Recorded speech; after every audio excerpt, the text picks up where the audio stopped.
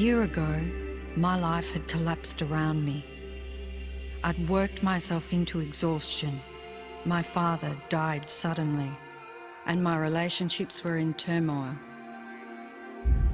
Little did I know at the time, out of my greatest despair was to come the greatest gift.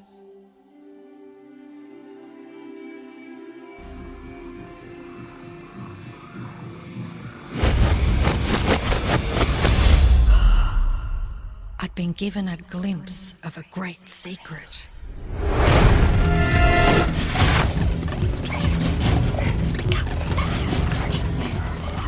I began tracing the secret back through history.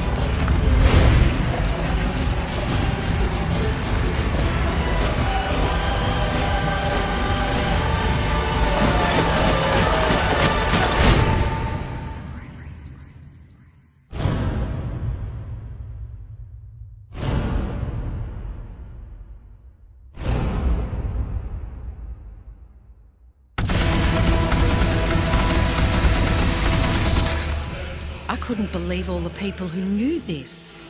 They were the greatest people in history.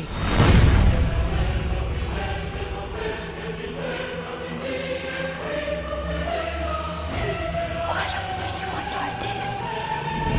All I wanted to do was share the secret with the world. I began searching for people alive today who know the secret. One by one, they began to emerge.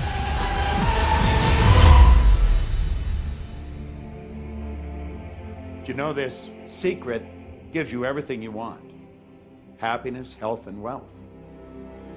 You can have, do, or be anything you want. We can have whatever it is that we choose. I don't care how big it is. What kind of a house do you want to live in? Do you want to be a millionaire? What kind of a business do you want to have? Do you want more success? What do you really want? I've seen many miracles take place in people's lives. Financial miracles, miracles of physical healing, mental healing, healing in relationships. All of this happened because of knowing how to apply the secret. This is the great secret of life.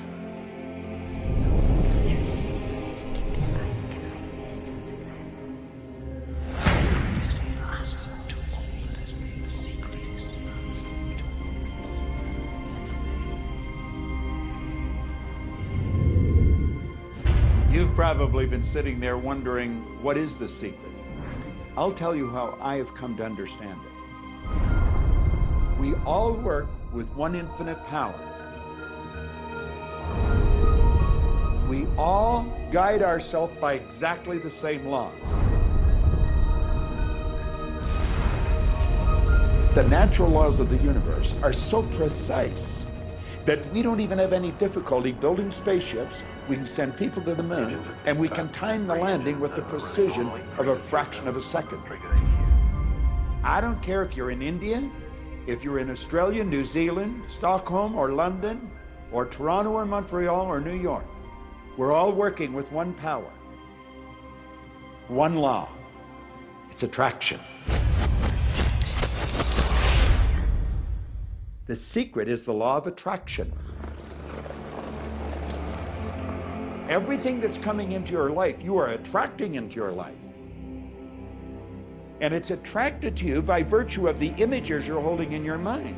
It's what you're thinking. You see, whatever is going on in your mind, you are attracting to you. Now, wise people have always known that. You can go right back to the ancient Babylonians. They've always known this. It's a small, select group of people. Why do you think that 1% of the population earns around 96% of all the money that's being earned? Do you think that's an accident? It's no accident. It's designed that way. They understand something. They understand the secret.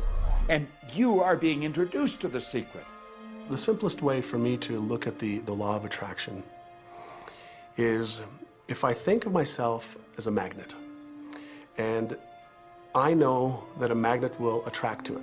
Very basically put, the law of attraction says that like attracts like, but we're really talking at a level of thought. Our job as humans is to hold on to the thoughts of what we want, make it absolute clear in our minds what we want, and from that we start to invoke one of the greatest laws in the universe, and that's the law of attraction.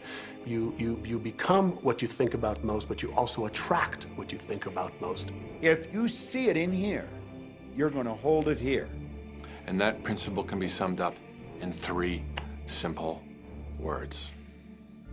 Thoughts become things. What most people don't understand is a thought has a frequency. Every thought has a frequency. We can measure a thought. And so if you're thinking that thought over and over and over again, or if you're imagining in your mind, okay, having that brand new car, having the money that you need, building that company, finding your soulmate, if you imagine what that looks like, you're emitting that frequency on a consistent basis. Thoughts are sending out that magnetic signal that is drawing the parallel back to you. See yourself living in abundance, and you will attract it.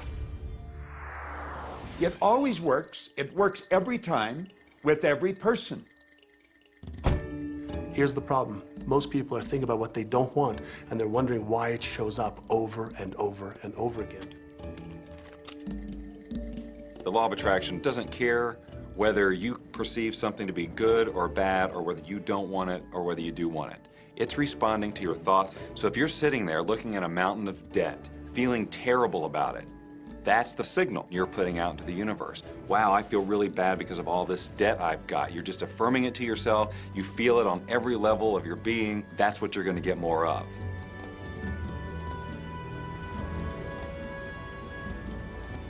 So when you're looking at that thing you want and you're saying yes to it, you're activating a thought. And the law of attraction is responding to that thought and bringing you things that match that.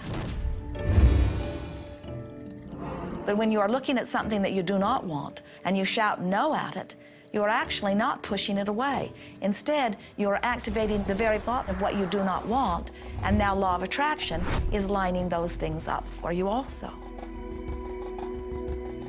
This is a universe that is based upon attraction. Everything is about attraction. The law of attraction is always working. Whether you believe it or understand it or not, it's always working. You might be thinking about the past or the present or the future, but whether you're remembering or observing or imagining, still in that process you are activating thought. And law of attraction, which is the most powerful law in the universe, is responding to your thought. Creation is always happening. Every time an individual has a thought or a prolonged, chronic way of thinking, they're in the creation process. Something is going to manifest out of those thoughts. Law of attraction says, we'll give you whatever it is you say and focus on. And so if you're complaining about how bad it is, what you're creating is more of how bad it is. Oh, look! I found that!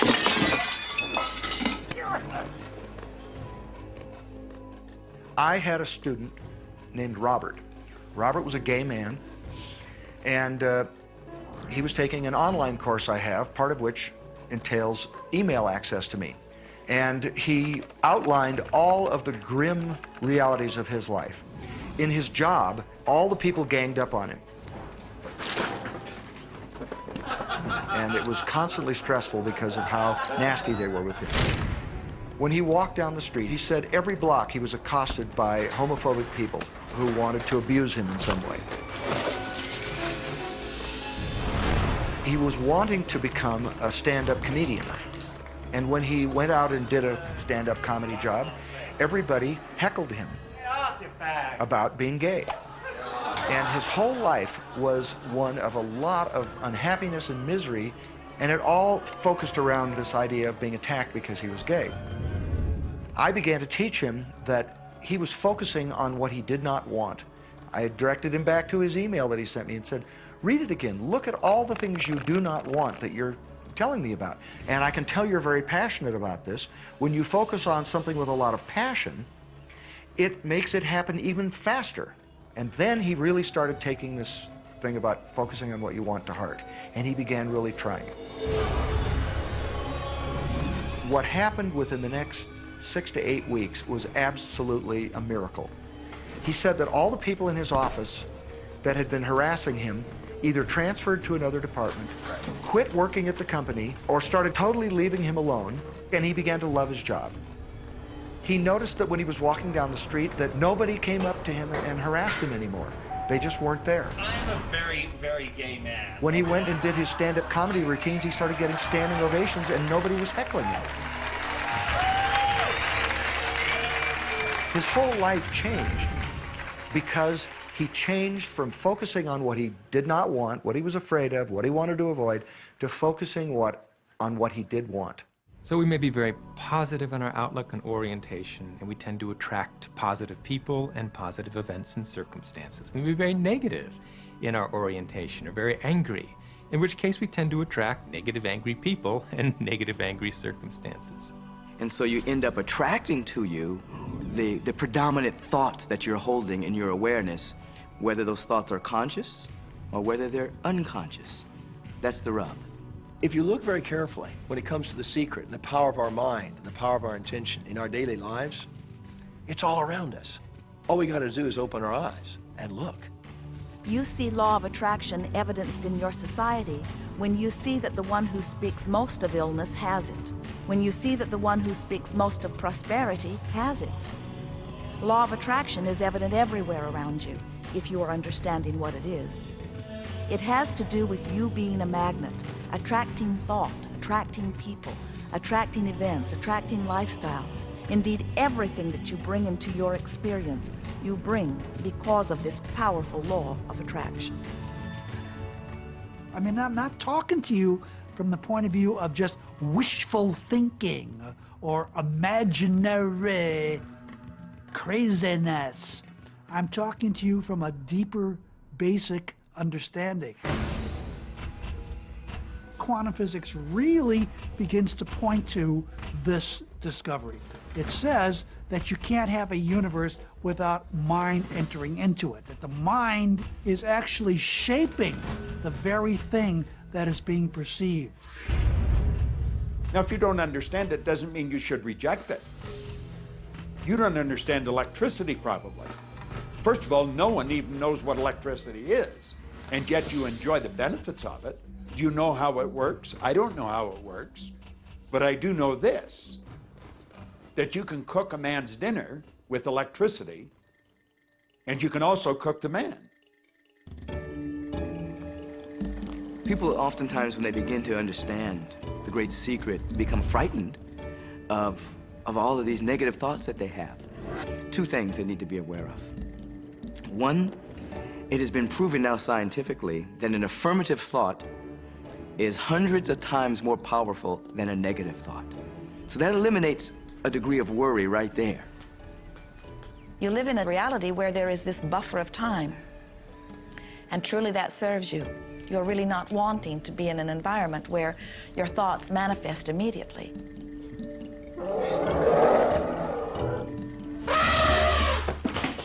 The evidence is long in coming, and that is really a good thing. So you want to become aware of your thoughts, you want to choose your thoughts carefully, and you want to have fun with this, because you are the masterpiece of your own life. You are the Michelangelo of your own life. The David that you are sculpting is you, and you do it with your thoughts. The leaders in the past who had the secret wanted to keep the power and not share the power. So they kept people ignorant of the secret. People went to work, they did their job, they came home. They were on a treadmill with no power because the secret was kept in the few. We live in a universe in which there are laws. Just as there's a law of gravity, if you fall off a building, it doesn't matter whether you're a good person or a bad person, you're gonna hit the ground. Everything that's around you right now in your life, including the things you're complaining about, you've attracted. Now, I know at first blush that's going to be something that you hate to hear. You know, you're going to immediately say, I didn't attract the car accident. I didn't attract this particular client. I didn't particularly attract the debt. I didn't attract whatever it happens to be that you're complaining about. And I'm here to be a little bit in your face and to say, yes, you did attract it. And this is one of the hardest concepts to get. But once you've accepted it, it's life transforming. This is part of the overall giant secret here.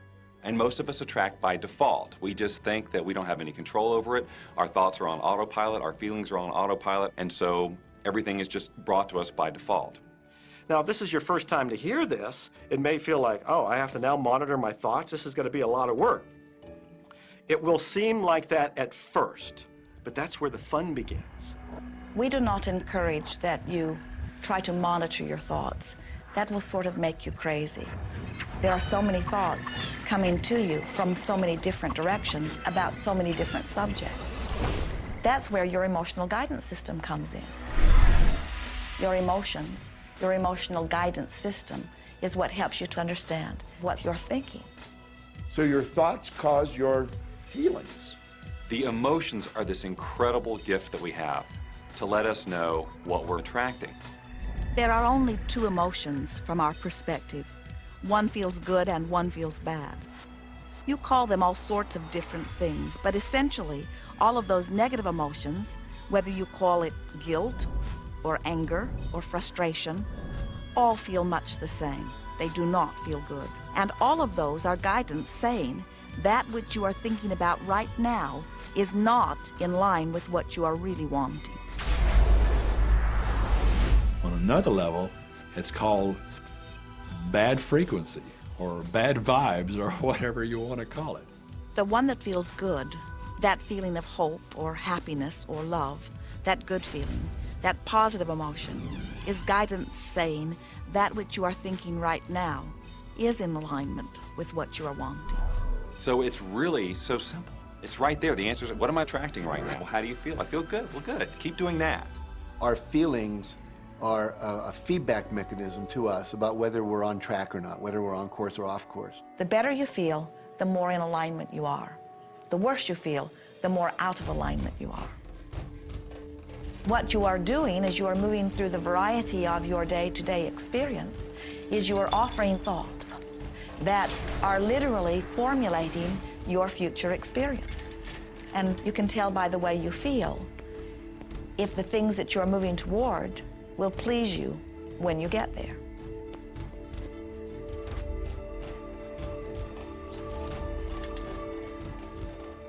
Whatever it is you are feeling is a perfect reflection of what is in the process of becoming. And you're getting exactly what you're feeling about, not so much what you're thinking about. That's why people, if they stub their toe out of bed, they tend to spiral.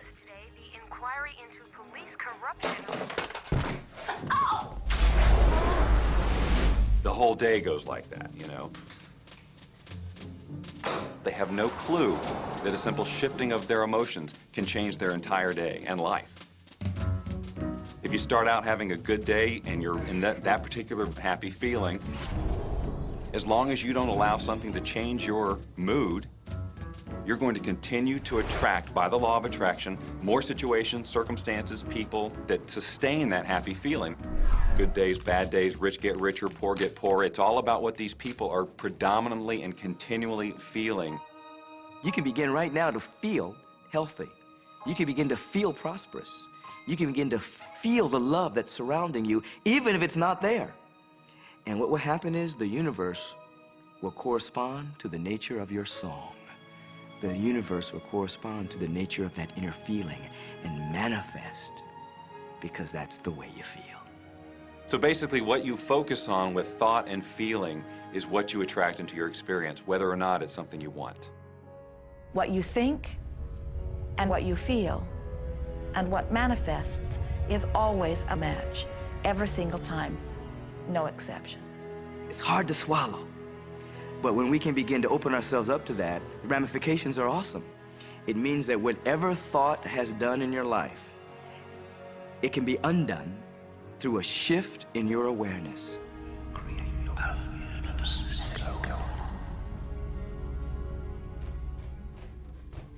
It's really important that you feel good, because this feeling good is what goes out as a signal into the universe and starts to attract more of itself to you. So the more you can feel good, the more you will attract the things that help you feel good, and it'll keep bringing you up higher and higher. When you're feeling down, do you know that you can change it like that? Put on a beautiful piece of music. Start singing. That'll change your emotion. Or think of something beautiful. Think of a baby. Maybe one you love. And dwell on it. Really keep that thought in your mind. Block everything out but that thought. I guarantee you'll start to feel good. This principle applies to your family pet, for instance, which I believe are wonderful because they put you in a great emotional state. When you feel love for your pet, that's a great state of love. It's going to bring goodness into your life. What a gift that is. And when you begin to get the hang of this, when you begin to guide your thoughts based upon the way they feel, and you begin to notice the correlation between what you're feeling and thinking and what's coming back to you, before you know it, you will know that you are the creator of your own reality. And those who are watching from a distance will stand in amazement at the perfect life you live. Since I learned the secret and started applying it to my life has truly become magical. I think the kind of life that everybody dreams of, and I live on a day-to-day basis. I live in a $4.5 million mansion. I have a wife to die for. I get to vacation in all the fabulous spots of the world. I've climbed mountains, I've explored, I've been on safaris. And all of this happens and continues to happen because of knowing how to apply the secret. Life can be absolutely phenomenal, and it should be, and it will be, when you start using the secret.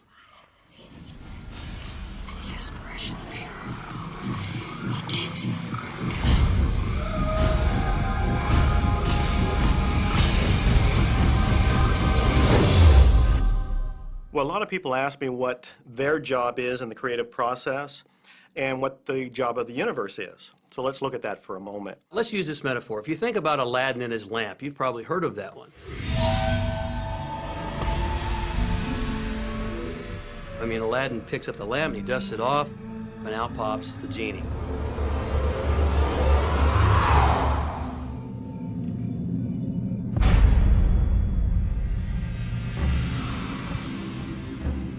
And the genie always says one thing. Your wish is my command. If you trace the story back to its origins, you know, we now think that there's 3 wishes, but if you trace the story back to its origins, there's absolutely no limit whatsoever to the wishes. Think about that one. Now, let's take this metaphor and blow it out and apply it to you in your life. Remember, Aladdin is the one who always asks for what he wants. Then you've got the universe at large, which is this grand genie, and traditions, you know, have called it so many different things. Your holy guardian angel, your higher self. I mean, we could put any label on it, and you choose the one that works best for you. But every tradition has told us there's something bigger than us. And the genie always says one thing. Your wish is my command. So we like to say to you that the creative process is a 3-step process. Step 1 is you must ask for what you want. You do not need to use words to ask. In fact, the universe is not even hearing words from you. The universe is responding completely to your thought.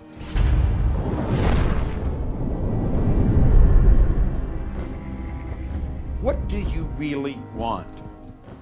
Sit down and write it out on a piece of paper. Write it in the present tense. You might begin by writing, I am so happy and grateful now that, and then explain how you want your life to be in every area. And this is really fun. This is like having the universe as your catalog, and you flip through it and you go, well, I'd like to have this experience, and I'd like to have that product, and I'd like to have a person like that. It is you just placing your order with the universe. It's really that easy. The second step is answer, an answer to what you're asking. And that is not your work in your physical form. The universe will do that step for you. All of the universal forces are responding to the thoughts that you have set into motion. Your wish is my command.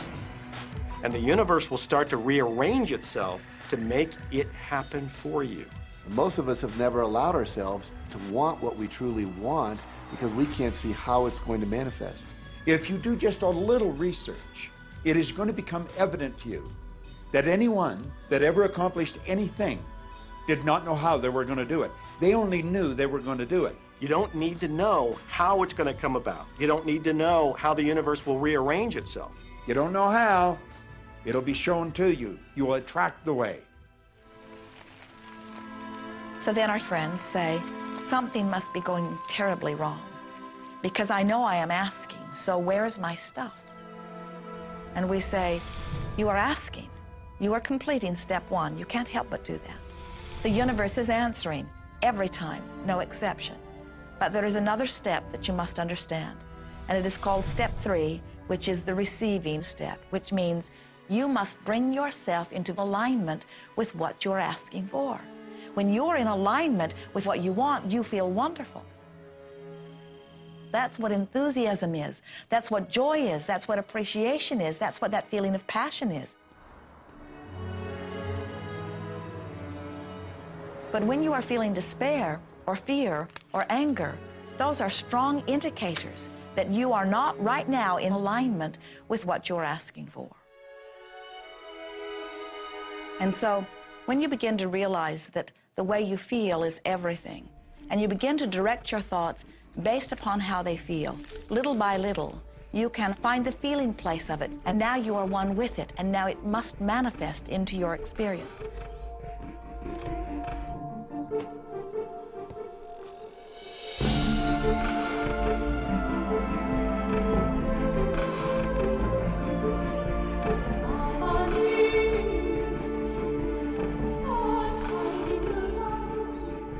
And when you turn that fantasy into a fact, you're in the position to build bigger and better fantasies. And that, my friend, is the creative process. So the law of attraction, the study and practice of the law of attraction is just figuring out what will help you generate the feelings of having it now. Go test drive that car. Go shop for that home. Get in the house. Do whatever you have to do to generate the feelings of having it now and remember them. Whatever you can do to do that will help you to literally attract it. It could be you wake up and it's just there, it's manifest. Or you might get some inspired idea of some action to take. You certainly shouldn't be going, well, I could do it this way, but man, I would hate that, because you're not on the right track if that's the case. Action will sometimes be required, but if you're really doing it in line with what the universe is trying to deliver, it's going to feel joyous, you're going to feel so alive, time will just stop, you could do it all day. The universe likes speed. Don't delay, don't second guess, don't doubt. When the opportunity's there, when the impulse is there, when the intuitive nudge from within is there, act. That's your job. And that's all you have to do. You will attract everything that you require. If it's money you need, you'll attract it. If it's people you need, you'll attract it. If it's a certain book you need, you'll attract it. You've got to pay attention to what you're attracted to. Because as you hold images of what you want, you're going to be attracted to things and they're going to be attracted to you. But it literally moves into physical reality with and through you. And it does that by law. You can start with nothing. And out of nothing, and out of no way, a way will be made. Think of this, a car driving through the night, the headlights only go 100 to 200 feet forward, and you can make it all the way from California to New York driving through the dark because all you have to see is the next 200 feet. And that's how life tends to unfold before us. And if we just trust that the next 200 feet will unfold after that, the next 200 feet will unfold after that, your life will keep unfolding, and it will eventually get you to the destination of whatever it is you truly want because you want it. Take the first step, right? You don't have to see the whole staircase. Just take the first step. Well, another thing people wonder about is how long is this going to take? How long will it take to manifest the car, the relationship, the money, whatever it happens to be? Well, I don't have any rule book that says it's going to take you 30 minutes or 3 days or 30 days. I think it's more a matter of you being in alignment with the universe itself. Size it's nothing to the universe. It is no more difficult to attract on a scientific level something that we consider huge to something that we consider infinitesimally small. The universe does everything it does with zero effort. Grass doesn't strain to grow. It's effortless. It's just this great design. It's all about what's going on up here. It's about what we put in place, saying this is big, it's going to take some time. This is small, oh, I'll give it an hour. You know, those are our rules that we define. There are no rules according to the universe. You provide the feelings of having it now, it will respond. Some people have an easier time with little things, and so we sometimes say, well, start with something small, like a cup of coffee. Make it your intention to attract a cup of coffee today. Hold an image of talking to an old friend that you haven't seen for a long time. Somehow or another, somebody's going to start talking to you about that person. That person's going to phone you, or you'll get a letter from them. People are amazed how that I line up car parks, and I've done this right from when I first understood the secret. I would visualize a car space exactly where I want it, and 95% of the time it would be there for me, and I'd just pull straight in. 5% of the time I have to wait just a minute or two, and the person would pull out and I'd pull in. So I do that all the time.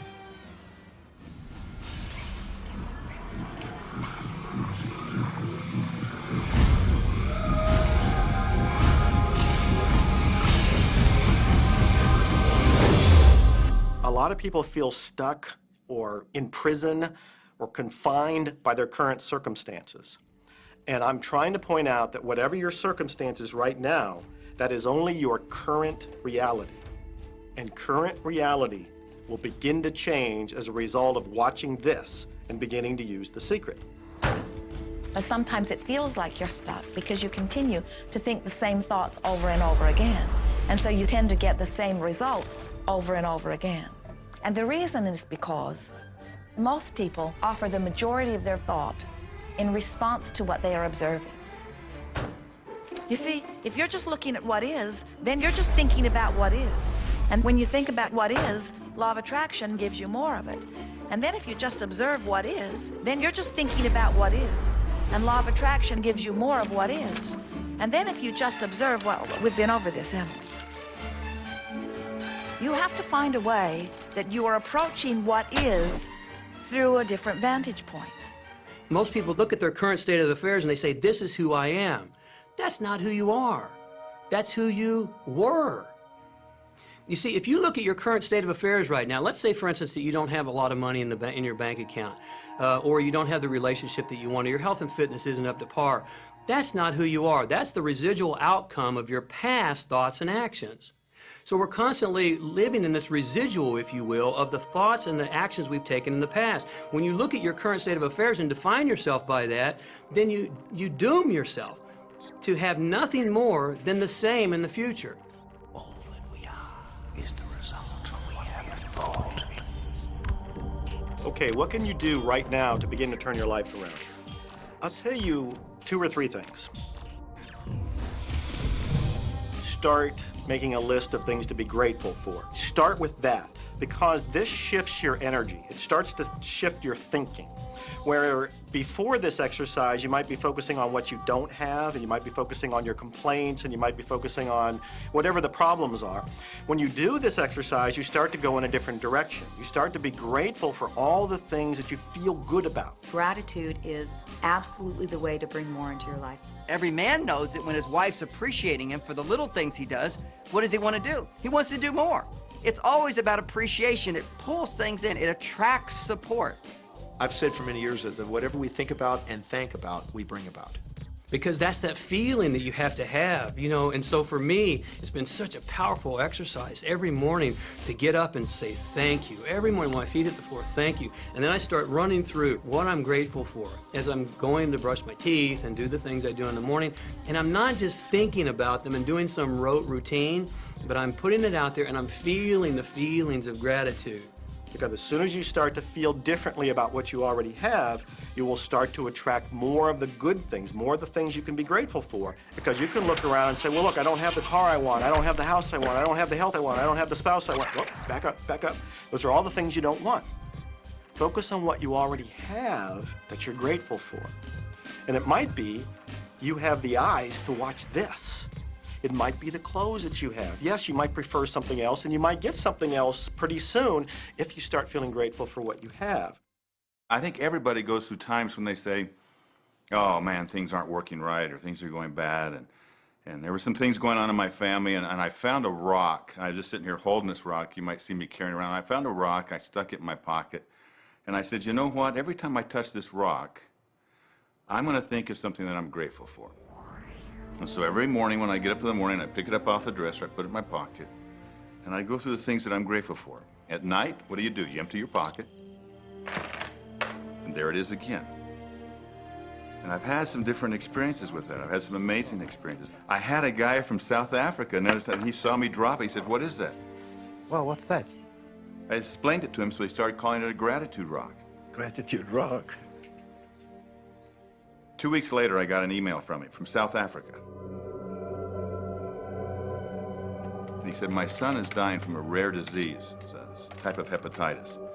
He said, would you send me 3 gratitude rocks? Now, they're just rocks I found off the street, you know? So I said, sure. I had to make sure that the rocks were very special. And so I went out to the stream, looked, picked out the right rocks, and sent them off to him. 4 or 5 months later, I get an email from him. He said, my son's better.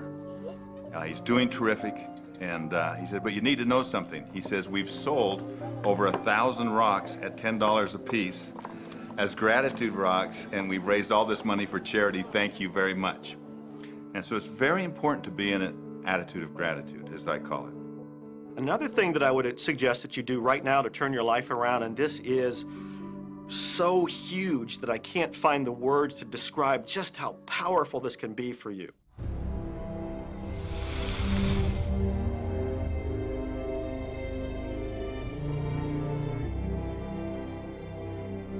I took the visualization process from the Apollo program and instituted it during the 1980s and 90s into the Olympic program. And it was called Visual Motor Rehearsal. When you visualize, then you materialize. And the interesting thing about the mind is we took Olympic athletes and then hooked them up to sophisticated biofeedback equipment and had them run their event only in their mind. Incredibly, the same muscles fired in the same sequence when they were running the race in their mind as when they were running it on the track. How could this be? Because the mind can't distinguish whether you're really doing it or whether it's just a practice. I think if you've been there in the mind, you'll go there in the body. When you're visualizing, when you've got that picture playing out in your mind, always and only dwell upon the end result.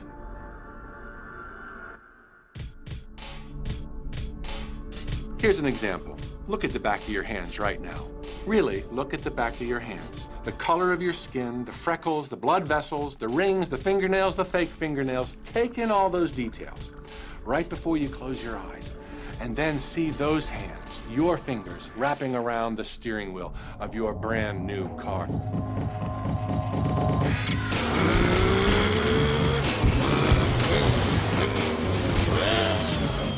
This is such a holographic experience, so real in this moment, that you don't even feel like you need the car because it feels like you already have it. It's the feeling that really creates the attraction, not just the picture or the thought. And I think for a lot of people, they think, well, if I think positive thoughts, or if I visualize having what I want, that'll be enough.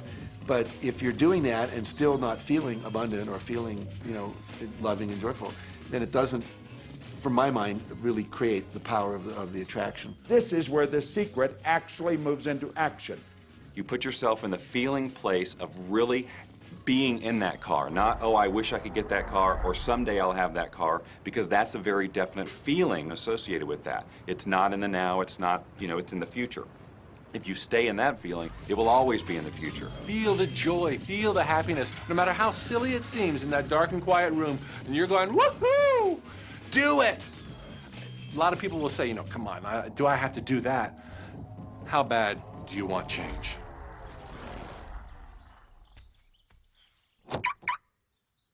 Now that feeling and that inner seeing will begin to be an open doorway through which the power of the universe will begin to express. What power I cannot say. All I know is that it exists. Our job is not to figure out the how. The how will show up out of the commitment and the belief in the what. The hows are the domain of the universe. It always knows the shortest, quickest, fastest, most harmonious way between you and your dream. If you turn it over to the universe, you will be surprised and dazzled by what is delivered to you. This is where magic and miracles happen. Well, I would say you want to do this virtually daily, but my disclaimer is this should never be a chore. What's really bottom line importance here to the whole secret is feeling good. You want to feel exhilarated by this whole process. You want to be high, happy, in tune as much as possible. The only difference between people who really are living this way and people who aren't, living in the magic of life, is that the people who are living in the magic of life have habituated ways of being. They have habituated this process, and magic happens with them wherever they go, because they remember it and they do it all the time, not as a one-time event. People hold that for a while, and they're really a champion at it. And they say, you know what, I'm fired up, I saw this program, and I'm going to change my life. And yet, you know, results aren't showing, and beneath the surface, it's just about ready to break through. And someone will look at the surface results and go, this stuff doesn't work. And you know what? The universe says, your wish is my command. And it goes down. You know, knowing the law of attraction, I wanted to really put it to use and to see if it was, you know, what would happen. And in 1995, I started to create something called a vision board, where I take something that I would want to achieve, or something that I want to attract, like a car or a watch or the soulmate of my dreams, and I'd put a picture of what I wanted up on this board called the vision board. And every day I would sit in my office and I would look up at this board and I would start to visualize. I would really get into the state of having already acquired it. And I was getting ready to move as we put all the furniture, all the boxes put into storage. And I made 3 different moves over a period of 5 years. And then I ended up in California and bought this house, renovated it for a year, and then had all the stuff brought from my former home 5 years earlier. One morning, about 7:30 in the morning, my son comes into my office, and one of the boxes that was sealed for 5 years was right at the doorstep. And my son, Keenan, was sitting on the box, banging away at the box, and I said, sweetheart, will you please stop me? I'm doing some work here. And he says, what's in the boxes, Daddy? and I said, well, honey, those are my vision boards. What's a vision board? I said, well, it's where I put all my goals up. I cut them out and I put all my goals up as something that I want to achieve in my life. And of course, at 5.5 years old, he didn't understand it. So I said, sweetie, let me just show you, because that'll be the easiest way to do it. And so I cut the box open. And when I pulled up the vision boards, there was a picture on there of a home that I was visualizing 5 years earlier. And what was shocking to me was we were living in that house, not a house like it. I had bought my dream home, renovated it, and didn't even know it. But I looked at that house, I started to cry because I was just blown away. Why are you crying? Honey, I finally understand how the law of attraction works. I finally understand the power of visualization. I finally understand everything that I've read, everything that I've worked with my whole life, the way I've built companies. It worked for my home as well. And I bought our dream home and didn't even know it.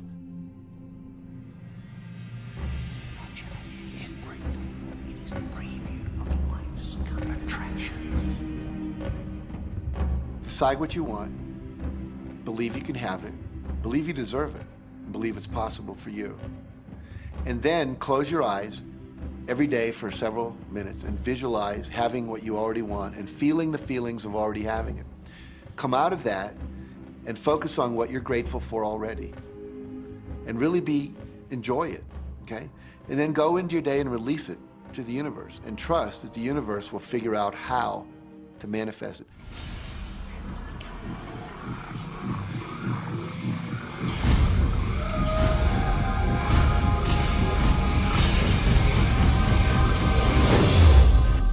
No, The Secret was definitely a real transformation for me because I grew up in a family where my dad was very negative, thought that rich people were people that had ripped everyone off, thought that anyone who had money, you know, must have deceived somebody.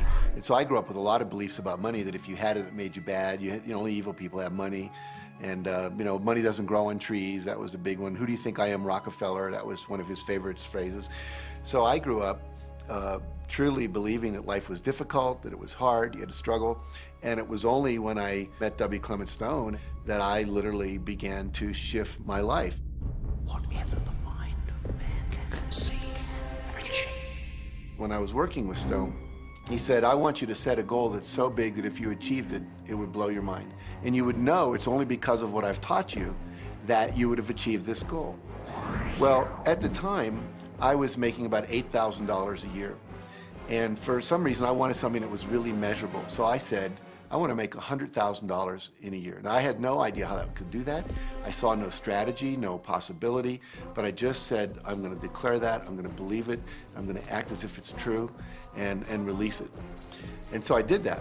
And one of the things he taught me was every day to close your eyes and visualize the goal as if it's already achieved. And I had actually made a $100,000 bill that I put on the ceiling. So the first thing I'd see when I woke up, I'd look up and there it was, and it would remind me that this was my intention.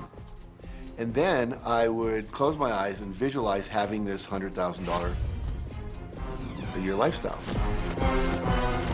And interestingly enough, nothing major happened for about 30 days. You know, I didn't have any great breakthrough ideas, no one was offering me more money.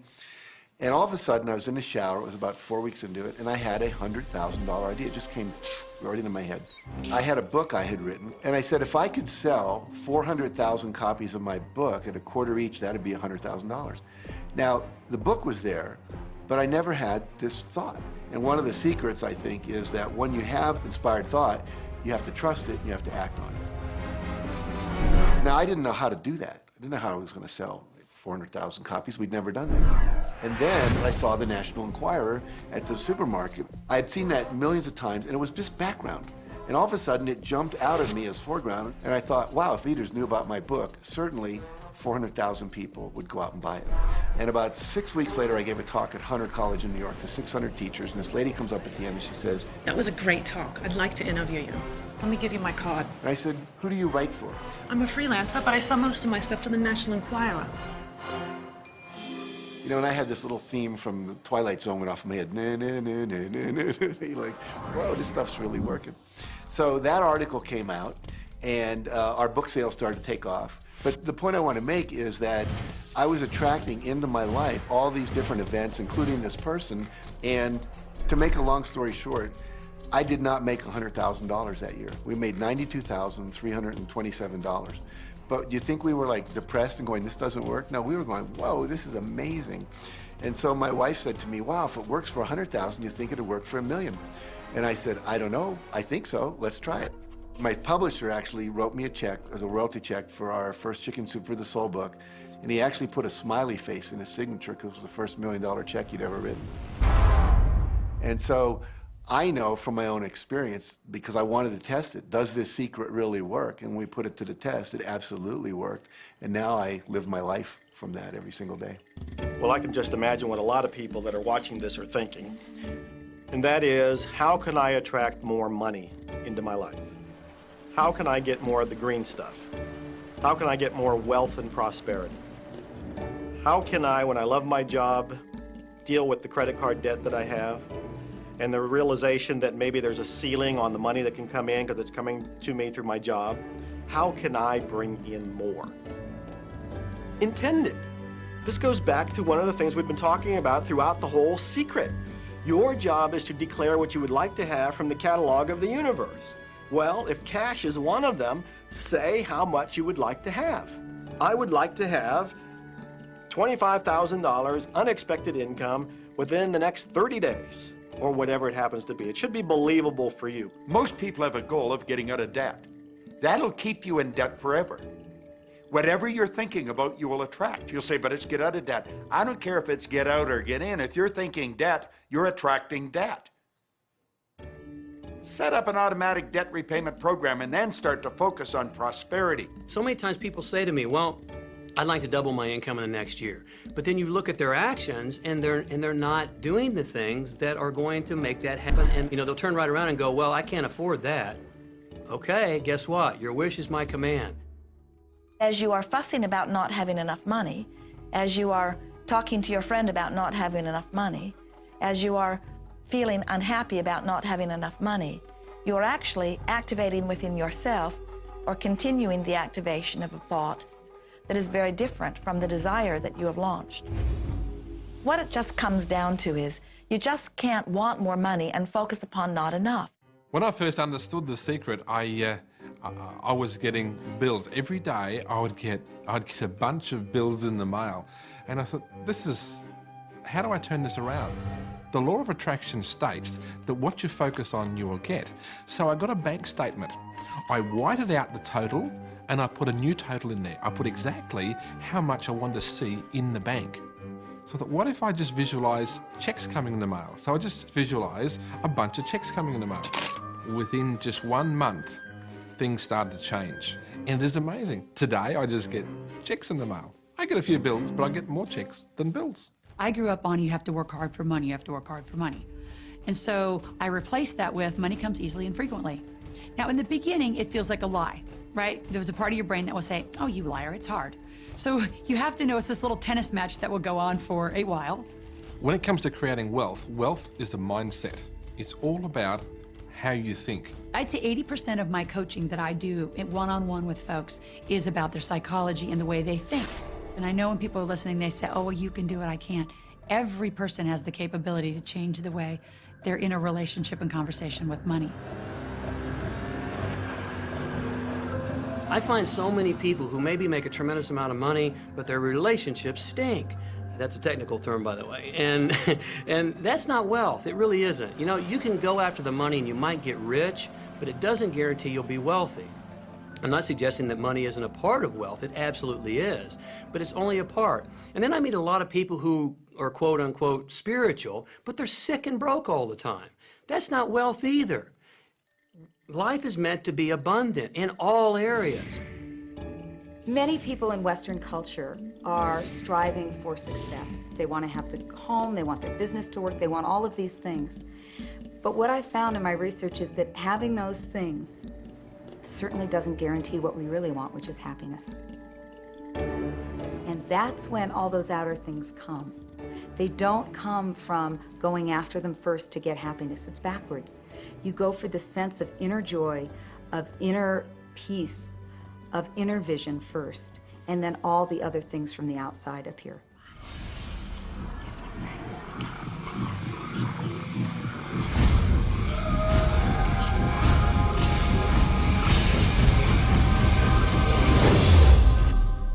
The secret means for me actually that we are creators of our universe, and that every wish of what we want to create will manifest in our life. Therefore, it's very important what you wish, what your thoughts are, what your feelings are, because it will manifest. Now, one day I went into somebody's home, and he was an art director of a very famous film producer. And in every corner, he had this beautiful image of a woman, a naked woman dressed with a fabric, kind of doing this, kind of saying, oh, I don't look at you, I don't see you, And I said, I think you have trouble in your romance. Are you a clairvoyant or something? No, but look, 7 places you have exactly that woman. But I love that kind of painting. I painted it myself. That's even worse, I said, because you put all your creation and your creativity in it. Now, he's this gorgeous-looking man. He has all these actresses around him because that's the work he does. He doesn't get romance. I said, what do you want? Well, I want to date 3 women a week. Okay, paint yourself with 3 women and hang it in every corner.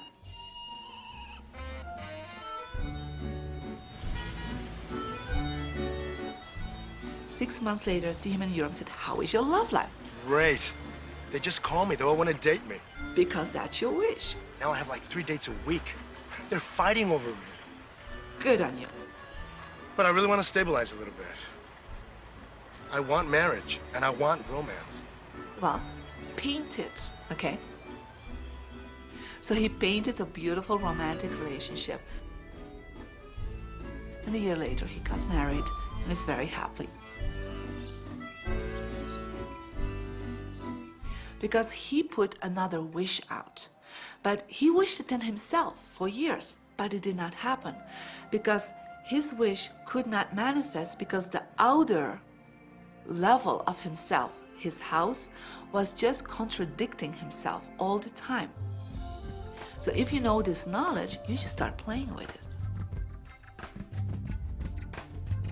Inside relationships, it's important to first understand who's coming into the relationship. And I don't mean about your partner, I mean about you. How can you ever expect anyone else to enjoy your company if you don't enjoy your own company?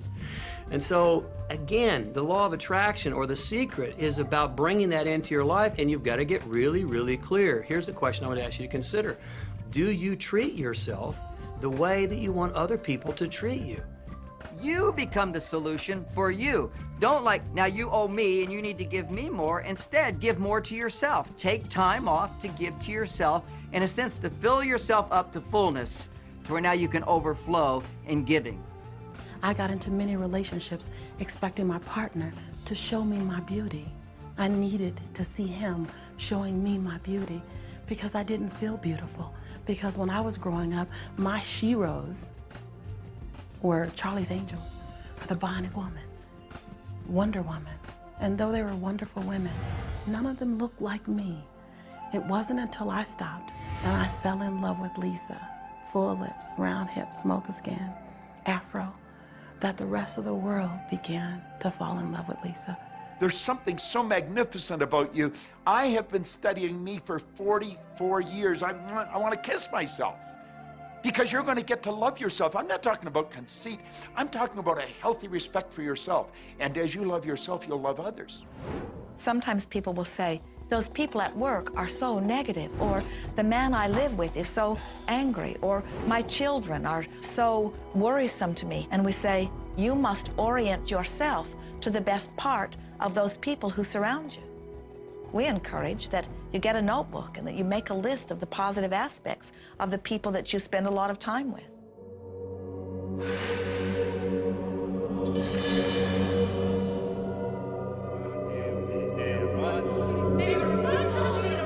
There could be someone that you have a terrible experience with, a terrible relationship with. And in the privacy of your own mind, and with quite a bit of work, we will admit, as you focus upon things that you like most, those people will become that mostly to you. And even though you cannot create in their reality, if they are in a mood or an attitude that doesn't match the mood or an attitude that you have about them, they'll zig while you zag. Law of attraction will not put you in the same space together. Your frequencies don't match up. If you knew your potential to feel good, you would ask no one to be different so that you can feel good. You would free yourself of all of that cumbersome impossibility of needing to control the world or control your mate or control your child. You're the only one who creates your reality. For no one else can think for you. No one else can do it. It is only you. Every bit of it you.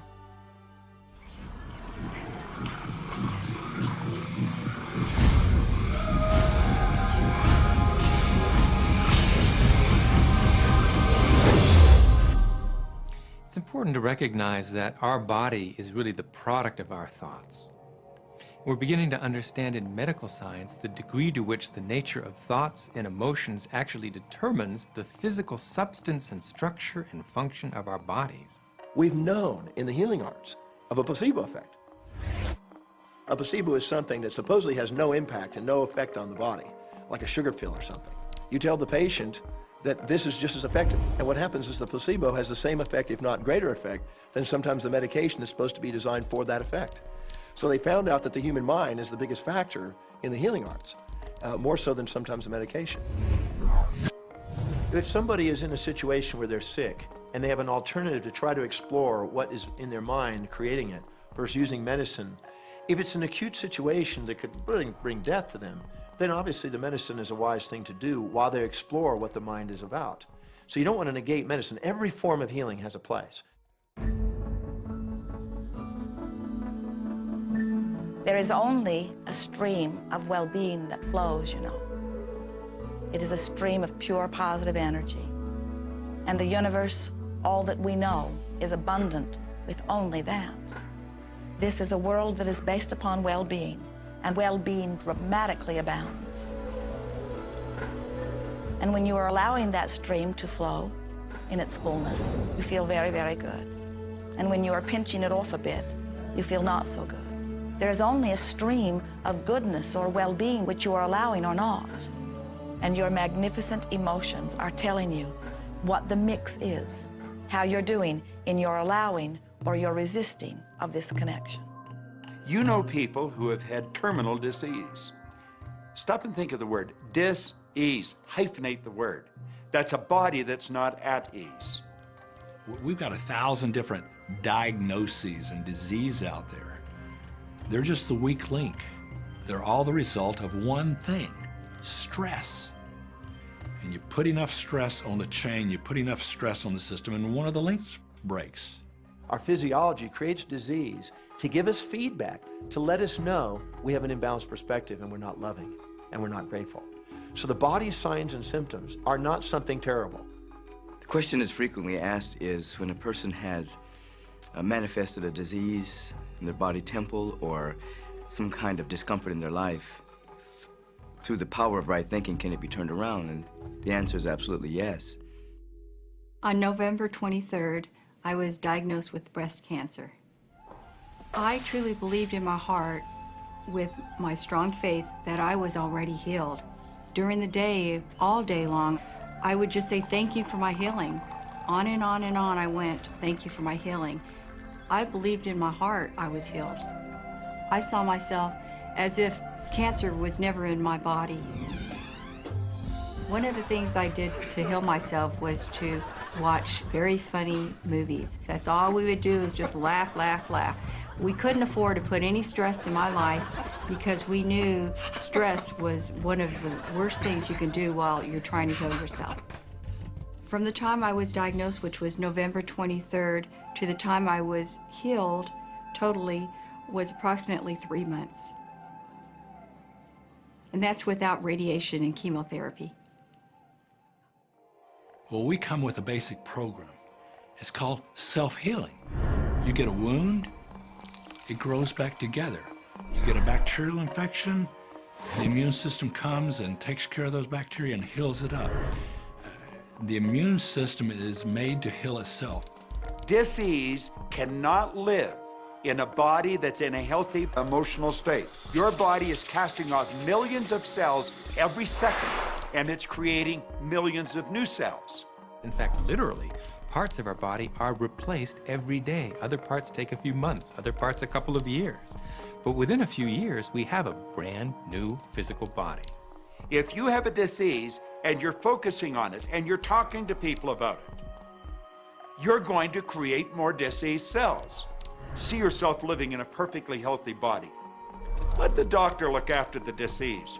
Can you feel the difference between having painful arthritis in your hips and feeling fearful about it, or having painful arthritis in your hips and feeling hopeful about it? The difference between fearful and hopeful is the difference between recovery or not. Happier thoughts lead to essentially a happier biochemistry, a happier, healthier body. Negative thoughts, stress, has been shown to seriously degrade the body and the functioning of the brain, because it's our thoughts and emotions that are continuously reassembling, reorganizing, recreating our body. Remove physiological stress from the body, and the body does what it was designed to do. It heals itself. I've seen kidneys regenerated. I've seen cancer dissolved. I've seen eyesight improve and come back. I always say that incurable means curable from within. You can change your life and you can heal yourself.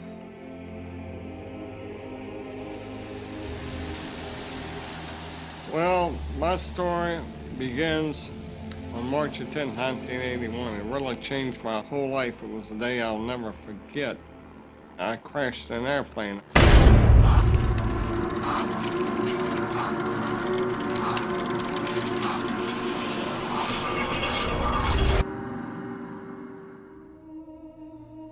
I ended up in the hospital completely paralyzed. My spinal cord was crushed. I broke the first and second cervical vertebrae. My swallowing reflex was destroyed. I couldn't eat or drink.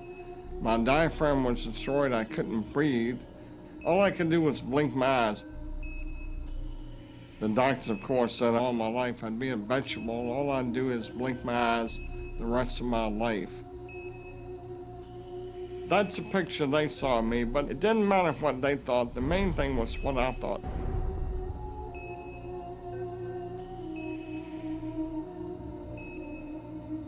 I picture myself being a normal person again, walking out of that hospital. The only thing I had to work with in the hospital was my mind. As long as you have your mind, you can put things back together again. I was hooked to a respirator, and they said I'd never breathe on my own again because my diaphragm was destroyed. But this little voice kept saying to me, breathe deep, breathe deep.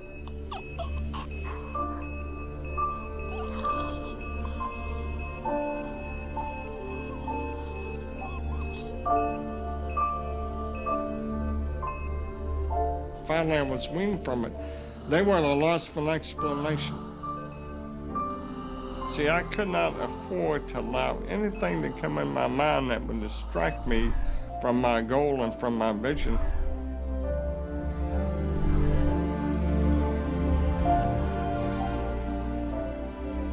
Well, I set a goal to walk out of the hospital on Christmas. That was my goal.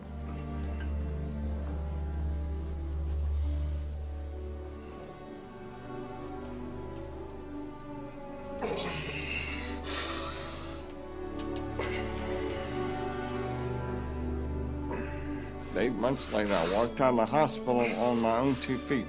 They said it couldn't be done. That's a day I will never forget.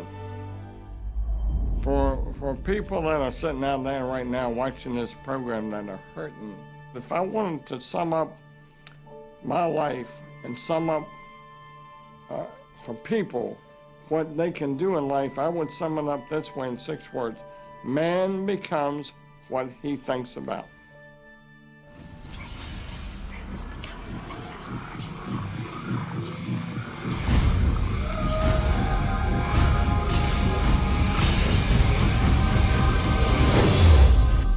We notice that there are so many people who are living life in a very conditional way. They look out and they see things that are wonderful and they say, yes, we want more of those. We would vote for that. We would support that with our time and energy and money. But then they look out and they see things that they do not want, terrible things that they do not want to live and that they do not want to see others live. And they say, we've got to do something about getting rid of those things. But they don't realize that as they push against the unwanted, they add power to it. In this world, there is a war against poverty and a war against cancer and a war against teenage pregnancy and a war against terrorism and a war against violence and a war against terrorism. Did we mention that there's a war against terrorism? And all of this pushing against is only adding to, because you can't say no and make it go away. When you shout no, law of attraction is lining that up.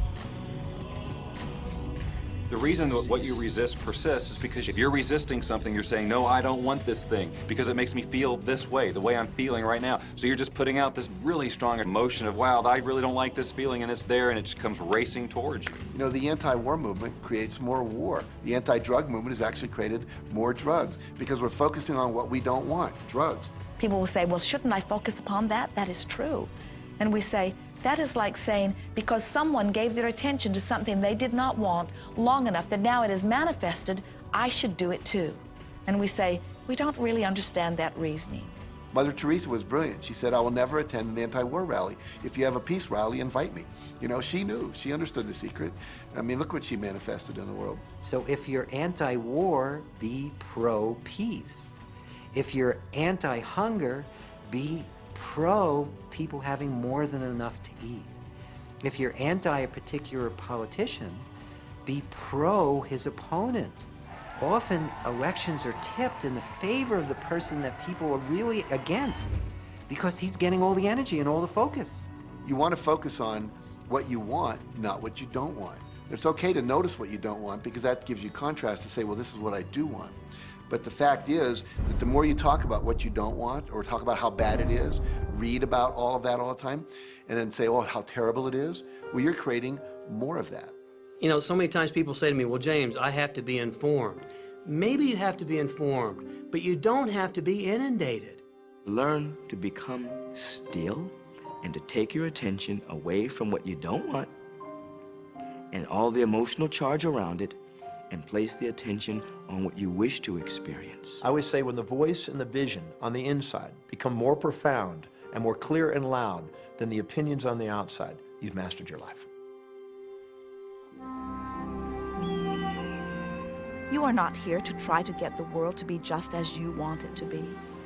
You are here to create the world around you that you choose, while you allow the world as others choose it to be, to exist also.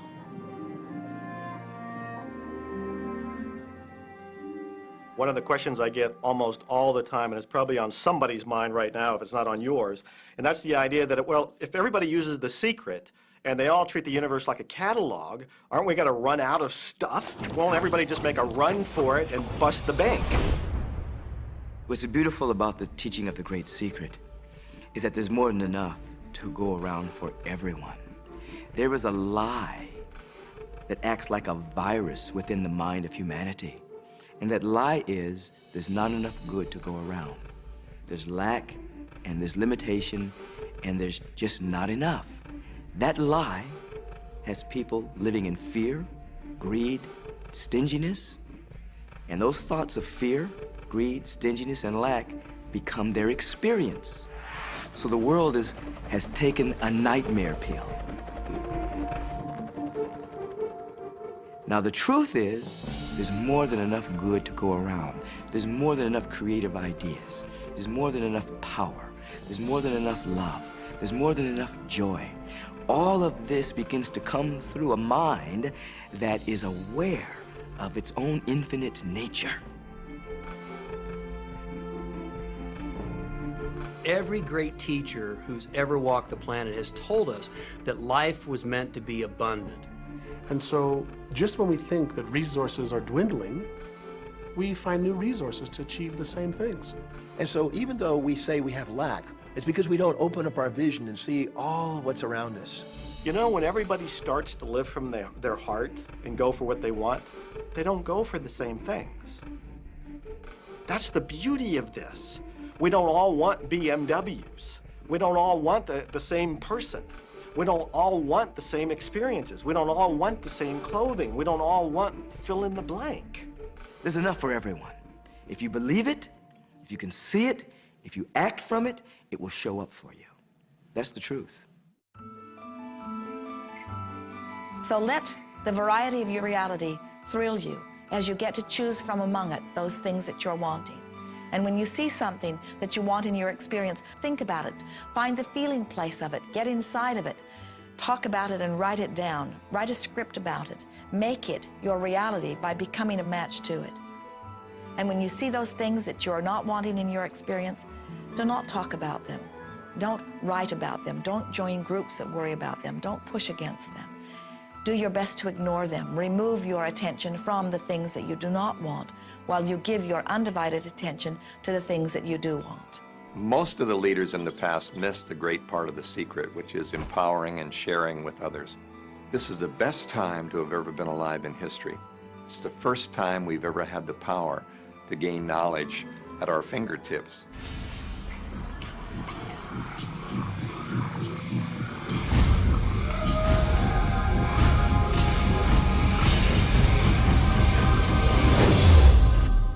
When we look around us, even at our own bodies, what we see is the tip of the iceberg. Think of this for a moment. Take your hand and look at it. Now, your hand looks solid, but it's really not. If you put it under a proper microscope, you'd see a mass of energy vibrating. Everything is made up of the exact same thing, whether it's your hand, whether it's the ocean, or whether it's a star. Everything is energy. And let me help you understand that just a little bit. There's the universe, of course, and our galaxy, and our planet, and then individuals, and then inside of this body are organ systems, and then there's cells, and then there's molecules, and then there's atoms, and then there is energy. So there are a lot of levels to talk about something on, but everything in the universe is energy. I don't care what city you're living in, you've got enough power in your body, potential power, to illuminate the whole city for nearly a week. Most people define themselves by this finite body, but you're not a finite body. I mean, even under a microscope, you're an energy field. Well, what we know about energy is this. You go to a quantum physicist and you say, what creates the world? And he or she will say, energy. Well, describe energy. Okay, it can never be created or destroyed. It's always was, always has been. Everything that ever existed always exists. It's moving into form, through form, and out of form. Okay, great. You go to a theologian and you ask the question, what created the universe? And he or she will say, God. Okay, describe God. Always was and always has been, never can be created or destroyed, all that ever was, always will be, always moving into form, through form, and out of form. You see, it's the same description, just different terminology. And so if you think you're this meat suit running around, think again. You're a spiritual being. You're an energy field operating in a larger energy field. We're all connected. We just don't see it. There isn't an out there and an in here. Everything in the universe is connected. It's just one energy field.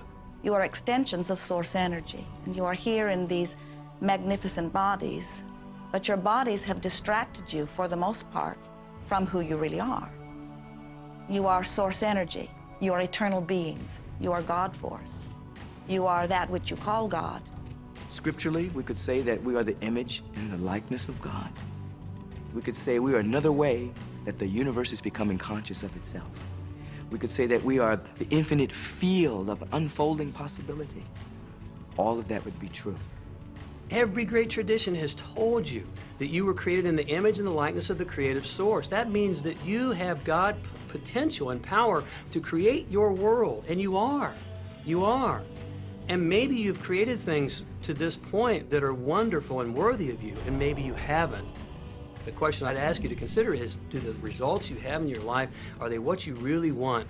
And are they worthy of you? If they're not worthy of you, then when would now be the right time to change those? Because you have the power to do that. The power is broken. Is under our control.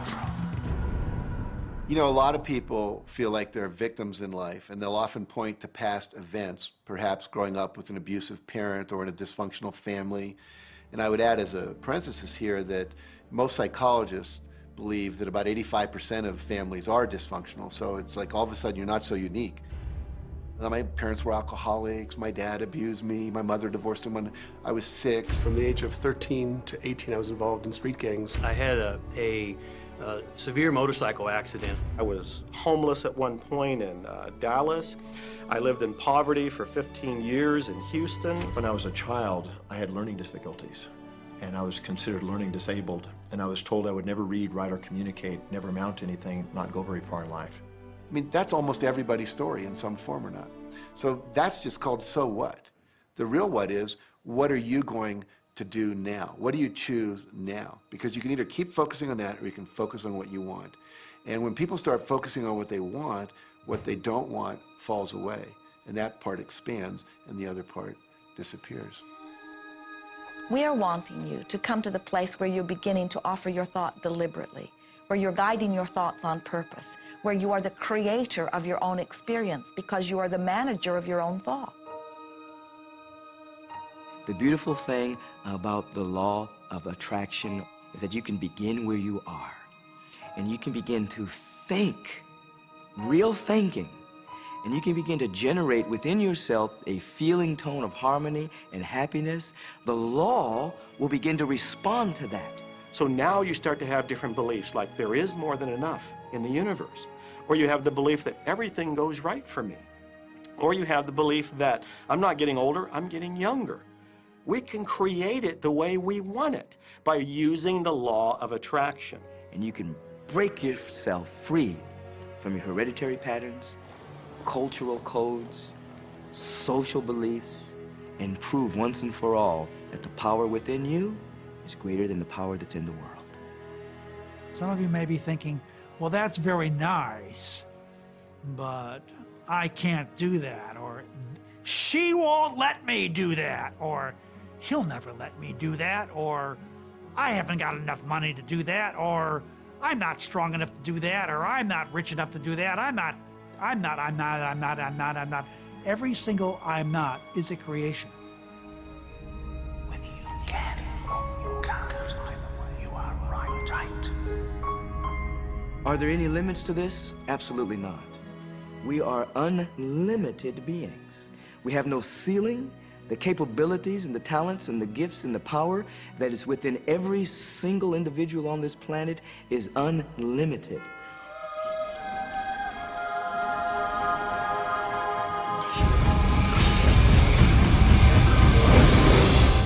There is no blackboard in the sky on which God has written your purpose, your mission in life. There's no blackboard in the sky that says, Neil Donald Walsh, a handsome guy who lived in the first part of the 21st century, who, colon, then there's a blank, you know, and all I have to do to really understand what I'm doing here, why I'm here, is to find that blackboard and find out what God really has in mind for me.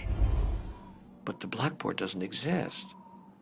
So your purpose is what you say it is. Your mission is the mission you give yourself.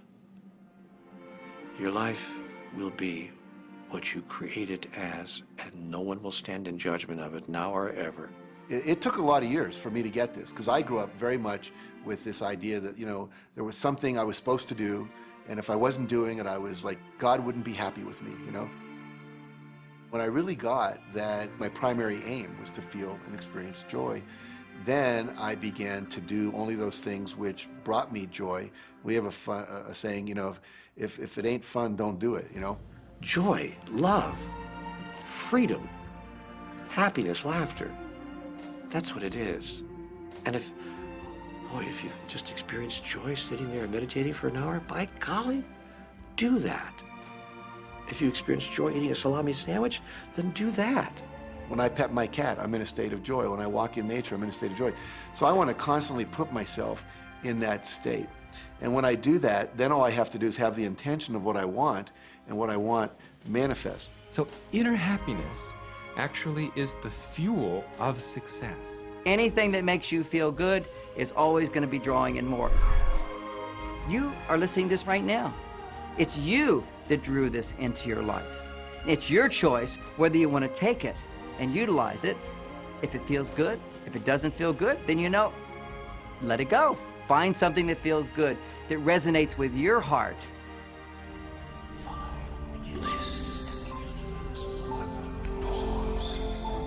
Joseph Campbell said, follow your bliss.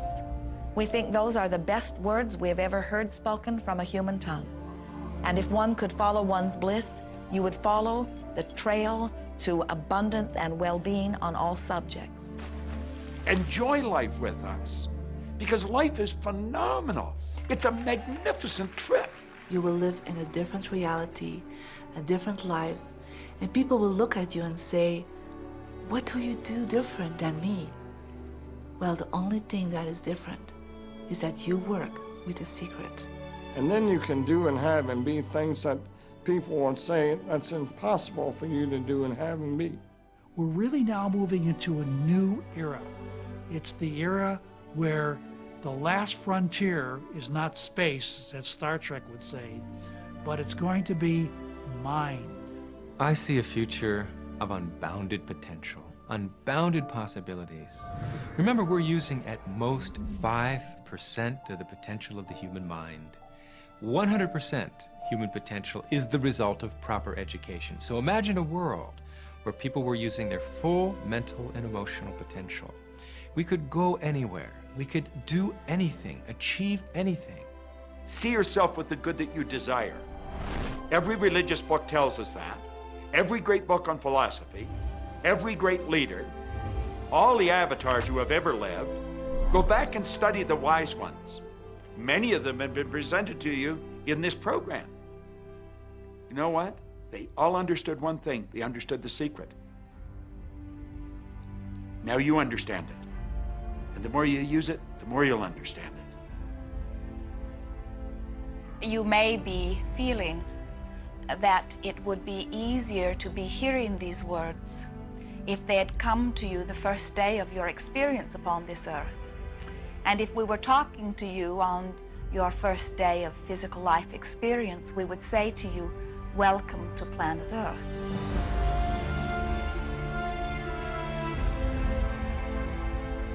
There is nothing that you cannot be or do or have. You are a magnificent creator, and you are here by your powerful and deliberate wanting to be here. Go forth, giving thought to what you are wanting, attracting life experience to help you decide what you want, and once you have decided, giving thought only unto that. Most of your time will be spent collecting data that will help you decide what it is you want. But your real work is to decide what you want and then to focus upon it. For it is through focusing upon what you want that you will attract it. That is the process of creating. I believe that you're great, that there's something magnificent about you. Regardless of what has happened to you in your life, regardless of how young or how old you think you might be, the moment you begin to think properly, there's something that is within you, there's power within you that's greater than the world, it will begin to emerge. It will take over your life. It will feed you. It will clothe you. It will guide you, protect you, direct you, sustain your very existence if you let it. Now that is what I know for sure.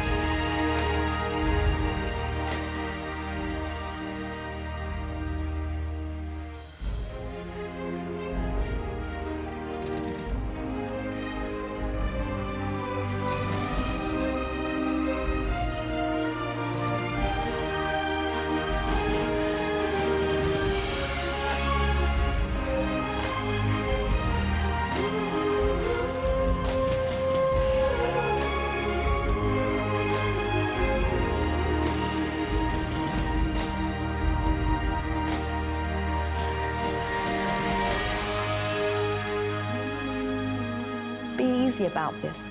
Have fun with it. There is nothing you are supposed to do. Only that which you